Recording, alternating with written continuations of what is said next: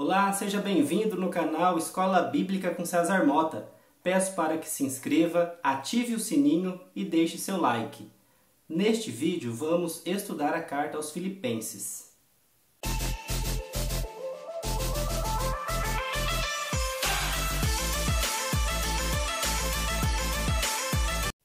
A carta aos Filipenses foi escrita em Éfeso. Durante a terceira viagem missionária, Paulo chega à cidade de Éfeso. Durante a sua estadia, passa por algumas dificuldades e atritos com os ourives da cidade e acaba indo parar na prisão. Estando encarcerado, recebe a visita de alguns filipenses e manda por eles uma carta convidando a comunidade a permanecer firme na fé e na alegria, mesmo diante das dificuldades que podem surgir na evangelização. A carta foi escrita entre 55 e 56 d.C. Paulo está preso e espera enviar Timóteo para visitar a comunidade dos filipenses, e Epafrodito, que veio até Éfeso visitar o apóstolo na prisão e acabou adoecendo neste intervalo. Como Paulo passou o inverno de janeiro a março do ano 58 em Corinto, é provável que a carta aos Filipenses tenha sido escrita antes deste período e após o ano 54, quando Paulo iniciou sua viagem. Filipenses capítulo 2, versículos 19, 25 e 27. Espero no Senhor Jesus que eu em breve possa enviar-vos Timóteo, para que eu também me reconforte com as notícias que tiver de vós. Quanto a Epafrodito, que é para mim irmão e companheiro de trabalho e de luta, e que foi enviado por vós para me atender nas minhas necessidades, julguei que devia mandá-lo de volta a vós. Ele estava com saudades de todos vós, e andava muito preocupado, porque ficastes sabendo de sua doença. Realmente, ele esteve às portas da morte, mas Deus compadeceu-se dele, e não somente dele, mas também de mim, para que eu não tivesse tristeza sobre tristeza. E qual foi o motivo, o objetivo da carta? Aproveitando desta visita e a iminente ida de Timóteo e Epafrodito para Filipos, Paulo aproveita a ocasião para se aproximar da comunidade através de uma carta familiar de agradecimento.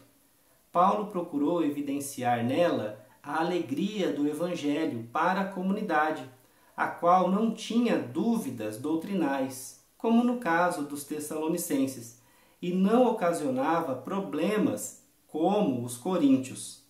É uma carta, portanto, familiar que procura aproximar as pessoas que não podem se encontrar. Filipenses capítulo 1, versículos 7, 13 e 14. É justo que eu pense isto a respeito de todos vós, pois vos trago no coração e sei que tanto na minha prisão como na defesa e confirmação do Evangelho, vós todos comungais comigo na graça que me foi concedida. Com efeito, em todo o pretório e em toda a parte se ficou sabendo que eu estou na prisão por causa de Cristo.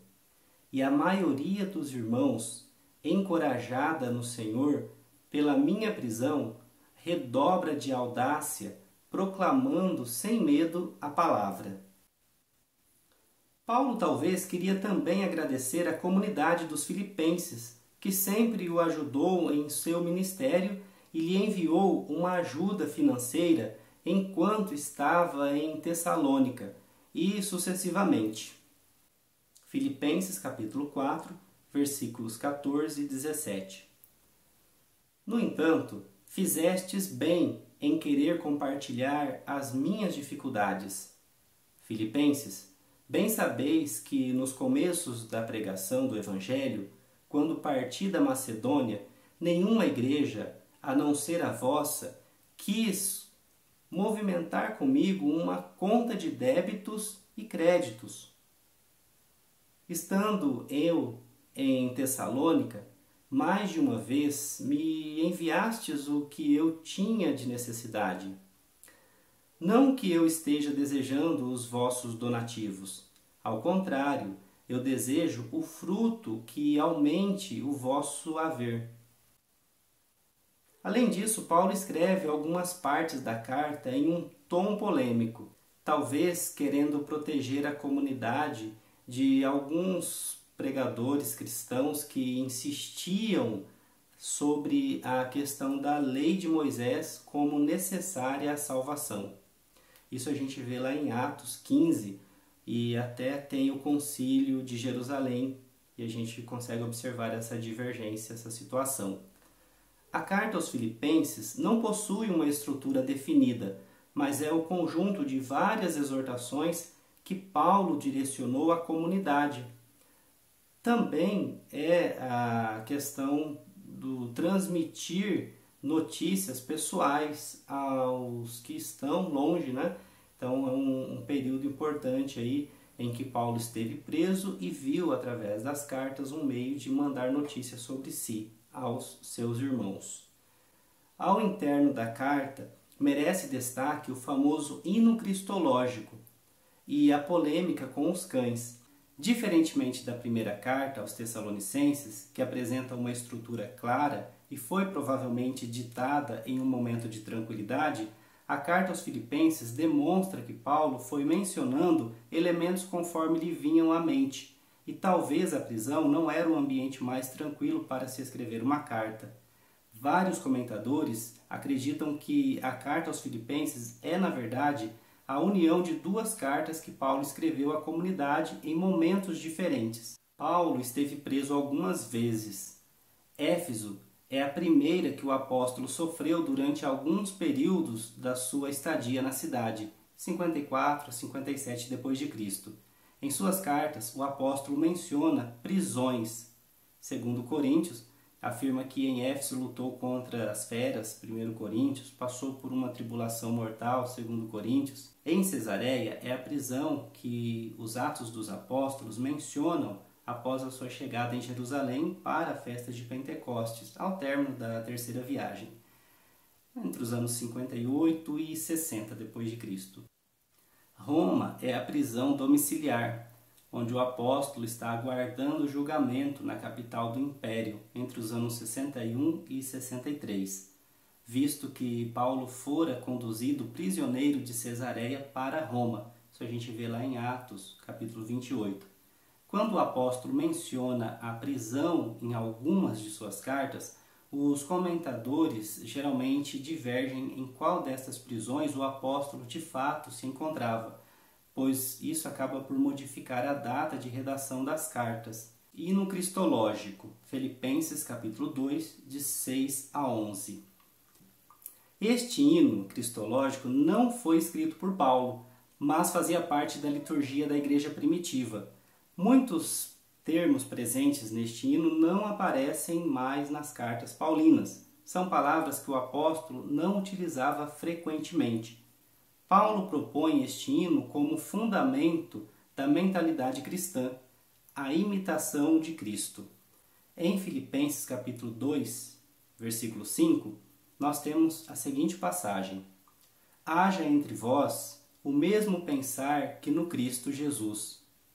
Esta breve introdução demonstra a proposta de Paulo, seguir o Cristo em tudo com sentimento de alegria e não de derrota, mesmo diante das dificuldades que cada um pode passar.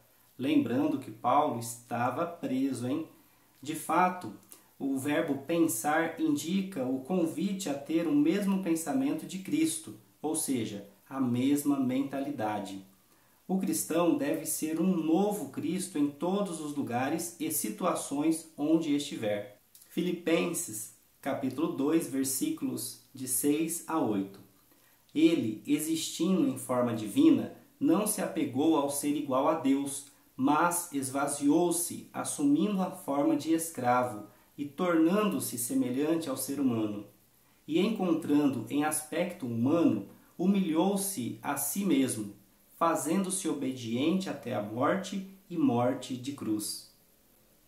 A primeira parte do hino é descendente, parte do alto, a situação divina, até chegar ao ponto mais baixo, a morte de cruz. Cristo desceu o primeiro degrau, não se apegou à condição divina, desceu mais um degrau e se encarnou. Desceu mais um degrau ainda e foi a morte e morte de cruz. A igreja primitiva já inicia a sua compreensão da divindade de Cristo e a manifesta em um hino litúrgico. Jesus de Nazaré é ao mesmo tempo Messias e Deus. Isto não foi considerado por ele algo imprescindível. Muito pelo contrário, colocou-se na condição de servo e cordeiro a ser imolado por todos nós. O Cristo possui tudo, mas não julgou aquilo suficiente. Ele esvaziou-se para se preencher de humanidade. Aquilo que poderia parecer inútil para o homem, ele demonstrou como sendo algo útil para Deus, que assume a forma de um escravo. Colocou-se na condição de servo e cordeiro a ser imolado por nós. É uma entrega total de Jesus. A encarnação faz com que o Filho de Deus se torne semelhante à humanidade, submetendo a questão do pecado, e seja reconhecido como Deus pela humanidade. Marcos, capítulo 8, 27, a gente consegue enxergar essa realidade. Jesus humilhou-se a si mesmo, pois foi obediente até a morte e morte de cruz. Deixou abraçar-se pela necessidade de salvação da humanidade e teve a mentalidade comunitária e não individualista. O ponto mais baixo é a morte de cruz. O fato de Deus se encarnar já provoca um escândalo para os judeus. Que este Deus morresse era absurdo e, além do mais, numa cruz, algo inimaginável. Por isso, o apóstolo já concordava no início do hino que nós devemos ter a mentalidade de Cristo. Ele defendia que esse é o objetivo. Filipenses capítulo 2, versículo 9 e 11.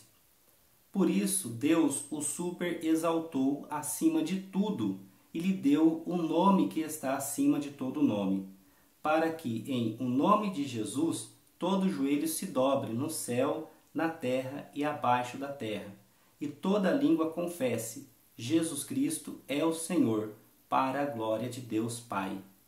A primeira parte do hino é ascendente, parte de baixo, que é a morte de cruz, até chegar ao ponto alto, a glorificação do Cristo, aquele que ressuscitou, superou a morte, venceu a morte, está vivo.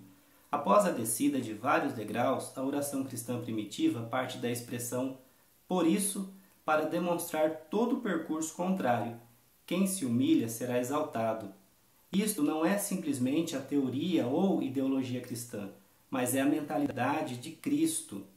Graças à obediência e à morte na cruz, ocorre a ressurreição. Nesse momento, o hino cristológico acrescenta uma palavra inventada, superexaltar, ou seja, levar ao ponto mais alto possível o Cristo, que chegou ao ponto baixo, mas que agora foi elevado aos céus. O nome indica a pessoa, logo o nome de Cristo indica a sua própria presença viva e real após a ressurreição. Diante de Cristo, toda a criação reconhece este ato de misericórdia e humilhação que trouxe a salvação a todos.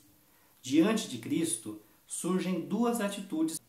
A primeira consiste no gesto visível de dobrar os joelhos como sinal de superioridade do Senhor, ou seja, o reconhecimento da superioridade de Deus. E o gesto audível de pronunciar que Jesus é ao mesmo tempo o Cristo, Messias e Senhor, o nosso Deus. A encarnação, ou seja, a morte na cruz, não acrescenta nada à divindade do Cristo, mas demonstram misericórdia de Deus e a proximidade dele para com a humanidade. Neste gesto de amor, ninguém perde, como poderia parecer inicialmente, mas todos ganham.